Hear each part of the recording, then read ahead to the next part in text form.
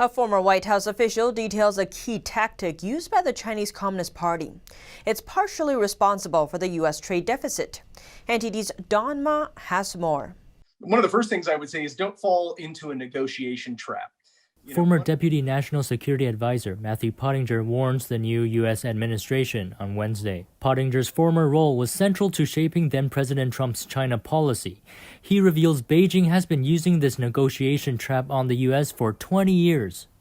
Ambassador Bob Lighthizer showed a chart to the president and to the whole cabinet that showed all of these various dialogues that we've gotten trapped in over the course of 2 decades, and how the U.S. trade deficit and our hemorrhaging of intellectual property only continued to go up this escalator. It got worse and worse with each successive administration, each successive formal dialogue. So we should be talking on our... Concerns are rising that China may use this negotiation trap on the current administration. Top Chinese foreign policy diplomat Yang Jiechi has indicated that Beijing has no intention of changing its ways. On Monday, he gave a speech that amounted to telling the Biden administration to play by the regime's rules. Another issue Puttinger brings up is Taiwan.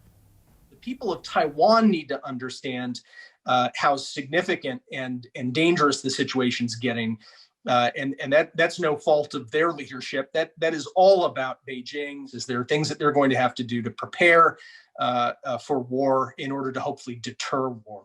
Beijing has long claimed the self-ruled island as a renegade province, repeatedly threatening to reunify it by military force. Just days after Biden's inauguration, China sent dozens of military aircraft into Taiwan's airspace in an act of military aggression.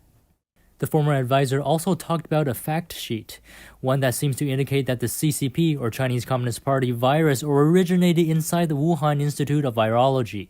The fact sheet was issued by the State Department under the Trump administration. There was the disclosure as well in that fact sheet of an outbreak of flu-like illness inside the Wuhan Institute of Virology in November, right when people think that this virus began to take off. It doesn't mean that was COVID, but it raises questions about assertions that Chinese officials have made about how no one faced any illness.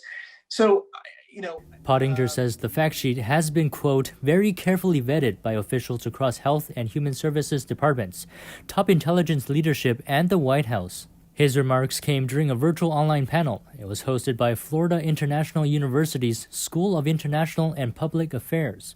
Don Ma, NTD News.